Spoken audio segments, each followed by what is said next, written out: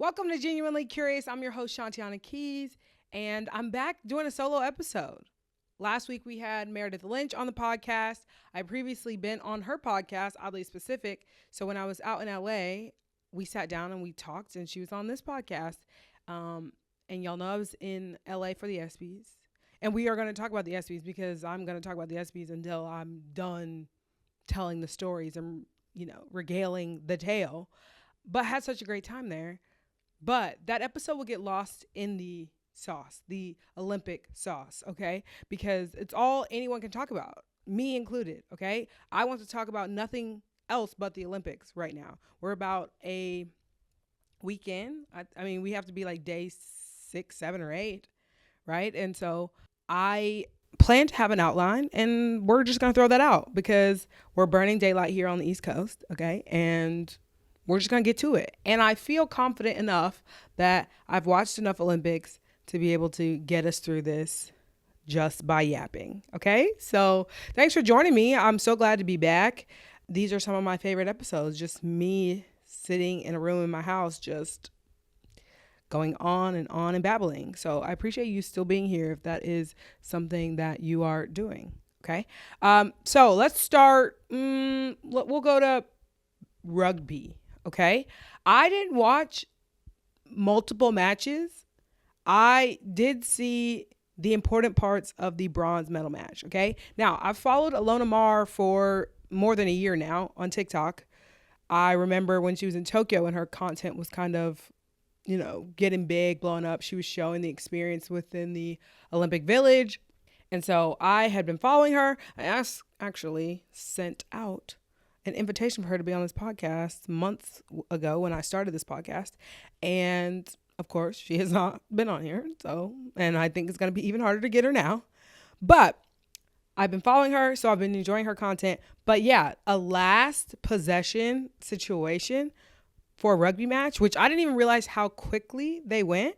Okay, very short halves, 7-on-7, which as far as they have to run and as much, tackling, going after the ball, all of that, as much as they have to do, it makes sense. It makes all the sense in the world. So it's been very cool to watch their kind of ascension because now they're being funded by, well, not funded. There's a donation by Michelle Kang, who is big in the women's sports space and, helping women's sports grow. She's a big part of that. So she donated, I believe, $4 million so that they can focus on trying to get a gold in 4 years. And it just goes to show you, of course, they've been working hard. They have resources, more resources than some teams in many sports across the world. But they are still in that, women's sports phase of their sport where people have part-time jobs and can't just play for the USA team and live off of that. Similarly to where U.S. soccer was 10 years ago, there are, lacrosse league, like Team USA Lacrosse League. I can't imagine they support themselves on just that money or their professional league. So very cool. I'm excited to see where that goes. Now, is rugby something I'll probably watch in my home outside of the Olympic year? I don't know. I mean, look, to support the girlies, I will do. But I have a hard time with tackling sports, okay? Sports where I'm scared somebody's tooth is going to get knocked out, right? Sports where you have to wear a mouth guard. That, I struggle with that, okay? Sports you have to wear a helmet, okay? So I don't know if it's going to be a pastime for me, but I really hope it can get into the general, zeitgeist for America because it's a big sport in a lot of countries. So why not here? Right? Yeah. Loved rugby, Alona Mar, the whole rugby team, the development that has happened in rugby lately. Love that. Let's move to soccer. Admittedly, I have had a hard time with soccer in the last, probably 4 years. I was a U.S. women national team kind of girly from the periphery. Okay. I never played soccer. That was not my deal, but I appreciated what they were doing. I appreciated the marketing and the entertainment factor of soccer when there was a certain era, that Abby Wambach era, the World Cups era, when everybody apparently was obsessed with soccer here in America. And the last couple of years, I felt like I don't know who the stars are. Every time I turn the game on, they were pulling from a younger pool. I didn't know who those players were, and there were no stars yet. And I still feel that way. I know the names of the people on the team, and I know a bit about them, but I don't know them as stars the way I knew a Rapinoe or a Carly Lloyd, for all her shortcomings, Abby Wambach, Julie Ertz, Becky Sauerbrunn, but like, I don't know. I'm having a hard time, but I do think this is the tournament. I think this is a tournament. Mallory Swanson is back. Formerly, Mallory Pugh, who I can remember watching several years ago when she was incredibly young, making her debut. And so I feel like it's like the perfect recipe. Like, she's more mature. She's come back from injury. She's very good. And then now there are these other supporting players who I think have a star quality. So Sophia Smith reminds me of like an Alex Morgan. Obviously, very pretty, is going to, from a marketing standpoint, that sells, right? But incredibly quiet, but like has a little bit of, she has presence about her. Again, a very good soccer player. So I think that is important. And then you round it out with someone like Trinity Rodman. Again, incredibly good. And yes, Dennis Rodman's daughter, if you had not put those ties together yet. And if you watch her play, you're like, oh, no, I get it. Because I feel like the frame is similar, the run is similar, and then the hustle is certainly similar. So Trinity Rodman, and you have these three players, three black women, okay, three biracial women as the face of U.S. soccer. I think we can't go wrong. Like, I think in terms of development of the sport in this country, huge. In terms of the eyes on the game, it's huge. I think that they are the answer. I don't see anyone else, frankly, fitting the mold of what maybe a U.S. soccer needs to be marketable, unless somebody has some like breakout game, header in the last minute sort of making, which I hope that happens for somebody. Lindsey Horan has been on the team a while. Like, she could be. Now, she's had a few little missteps in the past, but people will forget about that if she heads the ball in, Wambach style in last second desperation. So anything like that, a goal like that is a star maker for sure. But I really do think those three women, if we can somehow, if there is some sort of legend making moment here in this tournament, I think it would be important. I've had this conversation, well, briefly. We have not had it fully, and I hope to have it when I have her on the podcast. Casey, who is Casey on the Case on TikTok and Instagram, but is like a mastermind in terms of soccer, knows all the things, follows all the leagues, has all the information. And I mentioned to her, again, as a periphery sort of mostly observer of the game, like observational fan, that can the professional leagues in America, the NWSL namely, survive without having stars? Now, there's been several iterations of a women's soccer league, professional league here in America, and they were not able to maintain the momentum of these tournaments, right? The World Cup, the Olympics. So then I'm like, okay, do you need a star to... Now, again, NWSL is in a totally different place. Women's sports is in a totally different place than it was decades ago. But for me, again, as a casual fan, if I don't know the players, it's hard for me to follow because I'm not breaking down the technical aspects of their formation and things like that, right? Like, I'm a basic girly. I'm a pop culture girly, okay? I need like the skim off the top, right? I'm going to tune in. Like, I'm not just someone who's talking about it and not tuning in. I'm going to tune in, but I want there to be some sort of entertainment value for me. So I don't know if that is a good thing or a bad thing, but I do think there has to be a star maker play in this Olympics. Not to say that the professional league won't survive, because obviously, again, the development of the league has far surpass what has been in the past. But I think those three, they need to be the face. That is a two. I just put up two fingers in the air. Three stars. The trifecta trio. Moving on. Beach volleyball is another one of those things that has been wild. Not wild. Something I knew I enjoyed going into it, but I also didn't have teams, right? Like Carrie Walsh Jennings. First of all, this ages me in the way that like you could tell where my entry point into the Olympics is, okay? But Misty May Trainer and Carrie Walsh Jennings, I think, 3-time gold medalists? Maybe not. Maybe 2 times. Unsure. No, they won in Beijing. No, they won in London. I don't know that Misty played in Rio. But anyway, all that being said, they're monsters, okay? Perfect pairing, similar sort of mindset. They were a duo of the ages, okay? You were shocked if they were ever losing, if they were ever in a pinch. And even if they were, you just knew that they were going to claw their way out of it, okay? I love them. Anyway, I hadn't had someone to cling to or follow, right? April Ross, who had been Carrie Walsh Jennings' partner, that might have been Rio. I don't recall. Either way, they didn't win, and I do remember that. So once Carrie was no longer there, I don't know, it became difficult for me to follow.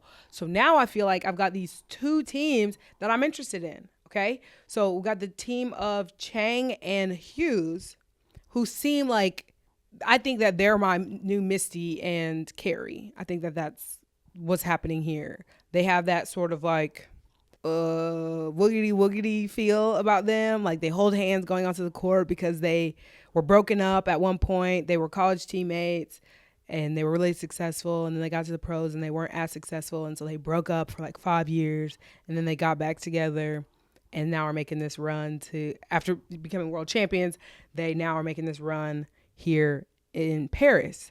And so has enough of the drama for me.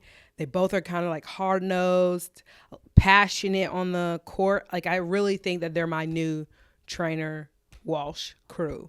And I'm hoping so because they're the number 1 team for America. And then the other team, I think is Ness. I cannot recall, but they just had like a very late match where the weather was bad, or maybe it wasn't late, just bad weather. I saw a picture with like lightning behind them, but you know, they're playing the games right under the Eiffel Tower or right near it. And so there's a picture of lightning in the back and then there's the Eiffel Tower. But apparently LeBron stayed through the weather, and we're going to get to basketball, of course. But yeah, they have been really fun to watch. And I don't know that I could ever play beach volleyball. There's just, I mean, I'm sure I could. I would have to be the shorter player. I'm 5'8" on a great day. With no shoes, it's getting dicey, but I'm 5'8", and so I would not be the taller of the two in the pair.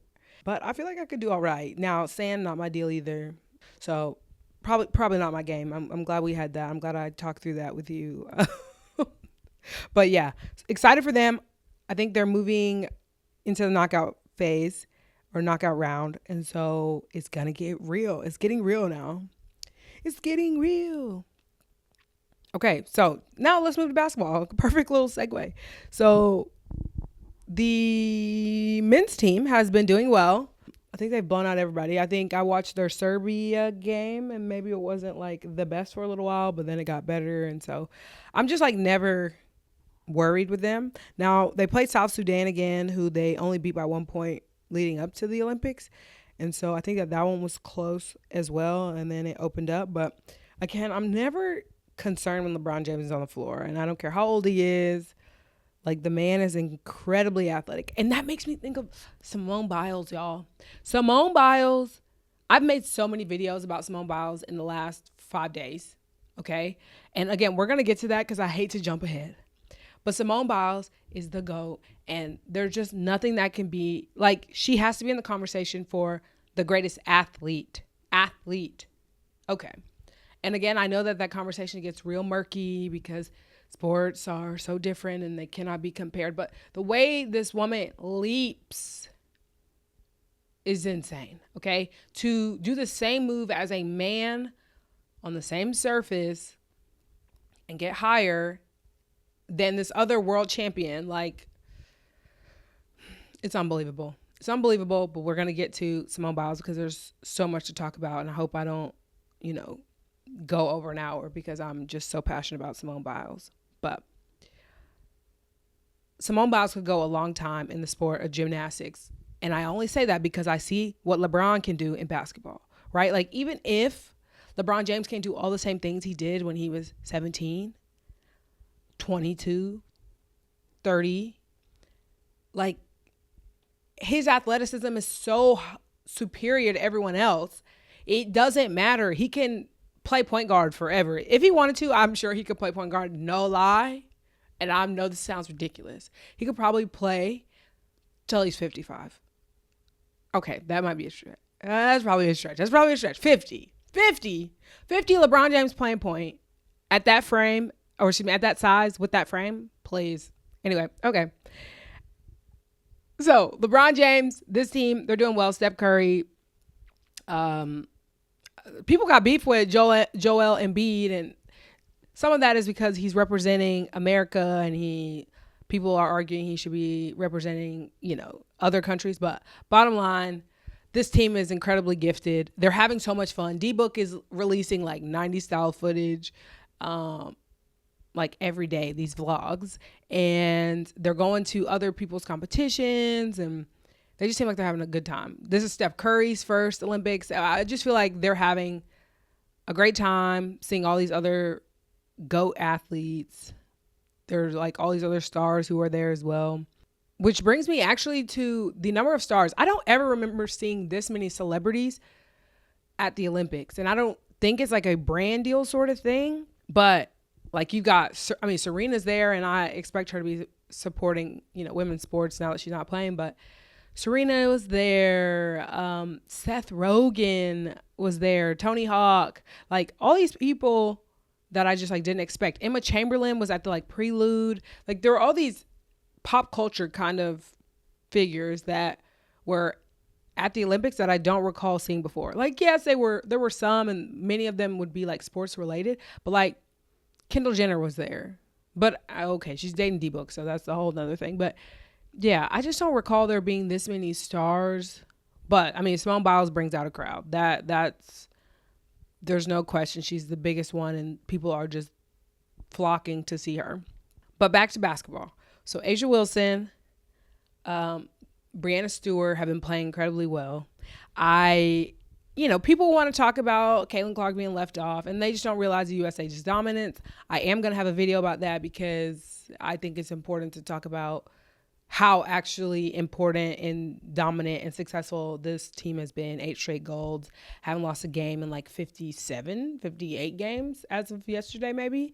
But to sustain that level of excellence with only, very limited preparation time, crazy, okay? That's why, before the Redeem team, they had to like carve out like legitimate segments of their lives to go do the Team USA stuff, because 30 days out of 4 years is not enough leading into, clearly it is for the U.S. women's team. But they're figuring some things out. But it's very hard to do is what my point. 30 days out of 4 years to prepare together at these small mini camps is a difficult thing to do. But when you play basketball in the best league in the world, and you're trying to choose people from that league, you're going to do all right against the rest of the world, right? Like there are WNBA players who are on some of these other teams, and that's why you're seeing some of these closer games. And when people say that other countries are catching up, that is one of the reasons. They have they have players who are legitimate threats on other teams. But I watched the Belgium game, and I did like to see how Breanna Stewart was kind of like this in college too. I can remember her playing where it's like she was clearly the best player on the court, but she would share the ball and she wouldn't take over games automatically. Like it required them being in a pinch for Breanna Stewart to kind of put on her cape and like say like, okay, now we got to do this thing. Like, yes, I'm going to go one-on-one, and here's this Euro and all these different things. Let me take this 3. So I've seen that. I saw it a little bit in the All-Star game, but to me, she is the leader on this team. Now, not to be confused, A'ja Wilson is the face of women's basketball, and you will not convince me otherwise, right? She's, again, putting up the numbers as well. But Breanna Stewart, this is her third Olympics. And to me, if DT is not there, Diana Taurasi, then Breanna Stewart is the leader. Now, I do think that in my mind, I think Diana Taurasi won because of who she's been to the program or the organization. That is, she's on the team for that reason. But there is a bit of like a leadership gap. Now, again, I think they would have filled it had she not been there. It would have been Breanna Stewart. But I don't know that Breanna Stewart was ready for that moment yet. Like the last several teams have had Diana Taurasi and Sue Bird as their leaders. And so, there's a big difference between Sue Bird 4 years ago and Breanna Stewart today. Okay. But again, I think Stewie would have filled it. But I think this Olympics has made her the solid choice for the next 4 years, right? Like she'll be the captain in 4 years in LA. I feel like that's not a hot take. A'ja Wilson, because of this experience, will also now be prepared to lead this team. So I do think DT plays a role. Now DT has looked a little shaky, but we knew this from a offensive or defensive standpoint. Okay, we got a lot of offensive players who don't really hold their own on the defensive end, if I'm being honest. Okay, and this is no shade to anybody, but Sabrina, it can be hard for her. Kelsey Plum is hard. I mean, they're smaller, so that doesn't help them. DT, same thing, foot speed. So you have like the Jewel Lloyds, Jackie Young, the Kalia Copper. Oh, Alyssa Thomas was the difference maker yesterday against Belgium. Without Alyssa Thomas, I think they lose that game. Yeah, and I don't think that's a hot take. I thought Breanna Stewart stepped up offensively. A'ja Wilson did her part, but AT she was grinding. Okay, she was doing what she typically does, and so FIBA is more physical than the WNBA, and the WNBA is an incredibly physical league. Ask anybody about it. You can ask NBA players about it when they go and watch. Incredibly physical. But international basketball, very, very different, way more physical. Okay, and so and you're allowed to just sit and stand and triple team people in ways that are more difficult in the WNBA.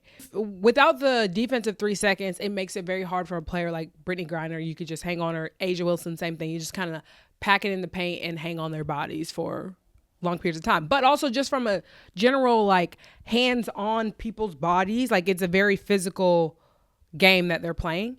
And I think that favors an Alyssa Thomas. And I can remember being that player as well, where it's like, you realize like, the game, we're going there, we're doing that. Okay, great. Like this is my arena. This is what I do. I'm the teammate with the elbows up in the air. Like this is my bag. So I think she was thriving. Offensive rebounding, making defensive plays. I thought she was huge. So kudos to Alyssa Thomas. But yeah, defensively, I think that is going to be a big factor moving forward. Who's going to play defense? The people who play defense need to be on the floor, okay? And a lot of those names I just mentioned, they're going to find buckets. Like Jackie is a walking bucket, okay? Chelsea Gray's still coming back from injury a bit. So defensively, again, like there were lineups that were out there that I was like, okay, like this makes sense. They're going to go on a run because they're going to be able to hold their own. You can have 4 defensive players out on the floor. You might get away with like 2 defensive guards and 4 who are defensive, where your post player is a little shakier, your center or whatever is shakier on defense, but like still a problem inside. And then you could get away with your point guard not guarding. Sabrina Ionescu being one of those, right? Or like Kelsey Plum being in. Like you can for lack of a better word, you can have one liability on the court, I think, at this level right now, if the team is good. And Emma Mieseman was giving them the business. And that's typical for her. A player who's played in the WNBA and was very successful in the WNBA. She was giving them the work, okay? So that was a bit disheartening. But again, everybody's getting better. It's hard, I think, to be on a team with 12 people who are really good. All 12 of these people can score the bucket and have been the option on their teams. If not the first person, they're the second person on their team in terms of scoring. So it's hard to mesh. It's hard to decide like how to be less selfish. Excuse me. Yes, the process to be less selfish. None of them want to be selfish, right? So they want to pass the ball. I think that brings into question things like why YKYK didn't make the team. Do I think she's a selfish player? No, but she is a one-on-one, go get a bucket kind of player, and we saw it during the All-Star game, right? And that's not the offense or the game plan for beating some of these better teams because that isn't always consistent, right? You hang your hat on your offense on one player, right? Like we've seen this when they tried, or Caitlin Clark was trying to go for too much at the beginning of the season. It's like, it is easier to game plan if one person is like just a one-on-one go get a bucket. Now, are there one-on-one players on the team? Of course. I think Jackie Young is a one-on-one go get a bucket player. I think Brianna Stewart is a one-on-one. Asia Wilson, right? I think that there are people who can do it, but they're trying to fit within a system and play a certain kind of way. And I'm not sure I want to see just go get a bucket. The men frankly aren't even doing that. So it seems to be that it's not a great game plan to go about and doing that. And I think their previous teams have done that, not the women's teams. There have been men's teams that have resorted to that level, or that kind of play, and it doesn't work at that international level. So I think that's enough of basketball. I do think both teams will win gold. I will be shocked if one is less likely to win gold. It is the men's team. I think the women, there are just too many options. And even if we're in a pinch, I just think somebody is going to find a way. And if they don't, it will be the saddest, most pathetic Olympics. Okay? And we're struggling. Where are the medals, guys? Where are the medals? Where are the gold medals? I just feel like for swimming, we used to just see so many gold medals, and maybe I was, again, spoiled watching Michael Phelps in that era of gold. But it wasn't just Michael Phelps. Like, we were winning. We were winning relays and all kinds of things. And there are a couple more days left in swimming, but it just feels like we're falling behind. And the Australian women are really kicking our behind, and I don't like that. So we got to find some golds. Shout out to Simone Biles for doing her part, though, right? Shout out to gymnastics for doing their part. But we need some more golds. We have too many athletes. We have the most athletes there. We have got to get more golds. I watched, what was it? Archery. Phenomenal. They weren't American, but I think I'm going to tap in. I'm going to try it. At some point, I'll find where I can shoot bow and arrows, get into that. Let's see. What else? What else has been happening? The running is about to start. Track and field starts, I think, today. The parts that I want to watch probably don't start until tomorrow. But there are so many athletes I'm looking forward to seeing. We had Katie Najat, now Katie Moon, on the podcast several episodes ago. She was actually the first. And I was so thrilled to have her. And she's going for gold again. She was the Tokyo champion. So good luck to her. Sha'Carri Richardson, I'm just really hoping good things for her. I think it's her moment. Masai Russell, I'm a new fan of her in the 100-meter hurdles.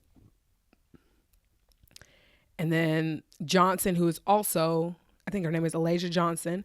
She's in that same race. So might as well give us a little gold silver action. Would love to see it. Actually, and there's a third Olympic there's a third runner in that crew that I don't know her name, and I'm sorry. I hope we just run the podium. I'd love that. Who else from track? Listen, I'm going to be watching it all. And I've had such a hard time waiting to watch it during prime time. It's been absurd, actually, because in this day and age of social media, it is hard to not run into, and I'm somebody who's chronically online. It's hard to not run into a spoiler. Doesn't matter because everybody has to be the first person to post it. And so by, again, 2:00, I know the results, and it's really sad because I'm at work and I got my head down and then I flip my phone open, mindlessly go to TikTok or Instagram as I normally would do.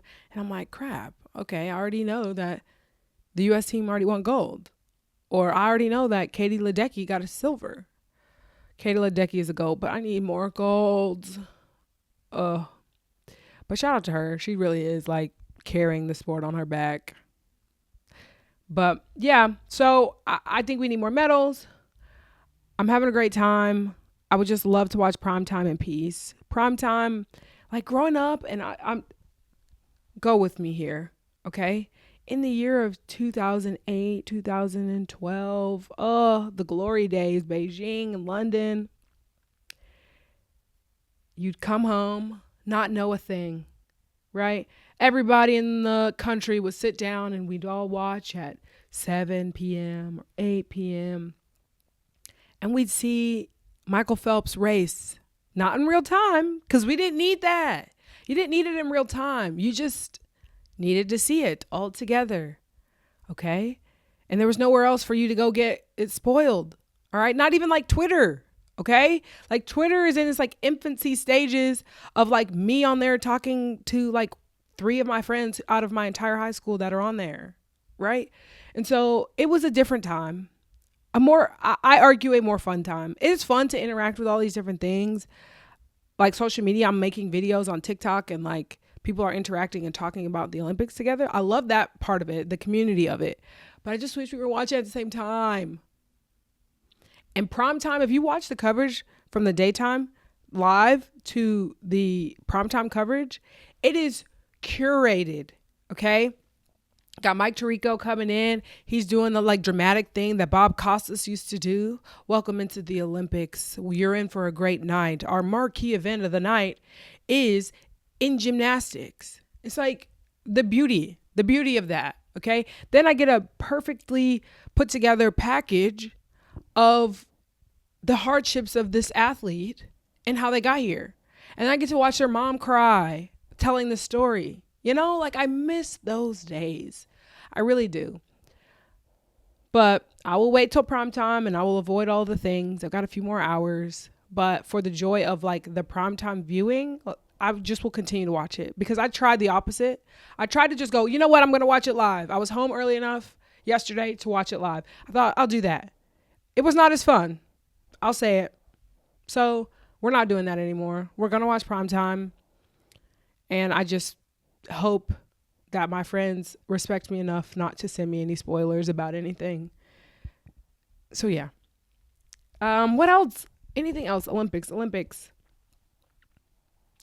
Social media content has been great. I love that. I love watching the behind the scenes, like getting to see the Olympic Village, get to see their routines, get to see their practice days or their behind the scenes of getting ready. Like a get ready with me for the Olympics, unmatched. There's not much happening different than, if they were at home, but I'm never going to be getting ready for the Olympics. I can get ready to go to, dinner. The Olympics, not so much, right? So I've loved that. What else am I looking forward to? The 1500 is kind of my thing now. 1500 for track, I'm in. I haven't gotten to watch fencing, so I hate that. Skateboarding, haven't found it either. Shout out to YouTube TV for keeping me like informed though, and you can go on Peacock and there's all kinds of stuff on there. But yeah, I've thoroughly enjoyed the Olympics. I'll probably do one more of these before the Olympics is over. But I hope y'all are enjoying it as much as I do because I love the Olympics. Have loved the Olympics. Like going to the Olympics this year as a social media creator would have been the greatest achievement of my life. Okay. That didn't happen, obviously. And I didn't even think that was something to aspire to, but I really wish that would have happened because I'm telling you, I would have been thriving. I would have been living. Oh, man. It's been my dream to go to the Olympics, 1. to be a broadcaster at the Olympics. So to even have just been like a influencer there would have been so good. So I guess maybe in 4 years, it's hard to think about. 4 years is a long ways away. So probably not, but hope y'all are enjoying it. I hope there's a lot more in store for us, a lot more drama. We still have Simone Biles. Oh my God, I didn't talk about Simone Biles. Team USA, they win gold. It was beautiful. It was awesome. They got to throw it back in Michaela Skinner's face after the drama of her saying like the team is not as good like as when she was on the team and things are different. Like, girl, yeah, rightfully so. These athletes look happy. Did you know that? Did you notice that? That they seem well. But yeah, that drama, crazy. That drama is crazy. And Simone clapped back with a caption. Life is crazy. Life is crazy. Y'all, my heart rate watching the all-around final, though, through the roof. I checked.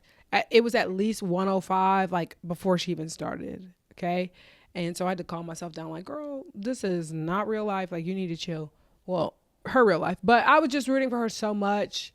Like, so redemptive, and I'm a crier in those situations, so you know I shed tears once she won. Like, that level of black girl joy is just too much for me. Like, to come back after all that, crazy. Suni Lee, after kidney disease, coming back, like, girl, you are a queen. We love that for you. To get a bronze, like, beautiful. But yeah, the team gold, love that. And then now we're going to go to the different events. Apparatus. Simone, I think, is competing in 3 of the 4. Unsure. But beam for sure. Floor for sure. Vault for sure. So I don't think she's doing the uneven bars. But I think she's like the alternate. Like if somebody dropped out or got hurt, she would be in there. Shout out to the girl who like kneed herself in the eye and had to get stitches. Wow. Who even knew that was possible? Who even knew falling on your back like that off the uneven bars would result in stitches because you kneed yourself in the head? Life is crazy. Shout out to Rebecca Andrade from Brazil, who is another black girl who showed up and just like pushed through adversity. 3 ACL tears in 4. Y'all, it was like my biggest nightmare. The idea of that growing up playing basketball, it was like such a common injury that it was just like, it was like everybody's biggest fear. And so to hear 3 times, and she came back from it 3 times, to be not only she was, I think, a few tenths, 1 step out of bounds from getting a gold in Tokyo. Okay. And she basically, well, no, Simone, like, if Simone had fallen during floor, maybe, but it was just an emphatic win on that one. So I'm sure she was like, hats off to you. Okay, well, that's it. This was such a great episode for me. It was fun talking about the Olympics because I could talk about it all day. So I hope y'all will come back for the next Olympic episode, but also when I talk about the ESPYs, also when I release the guest episode that I did while I was in California as well for the ESPYs, because I'm excited for y'all to hear that. I had so much fun with that guest as well. So anyway, it's been fun. Make sure you like and subscribe on YouTube, and make sure you save this podcast on Apple Podcasts or Spotify. Otherwise, you can find me at Shantiana Keys on TikTok and Instagram. Okay, guys. Love ya. Bye.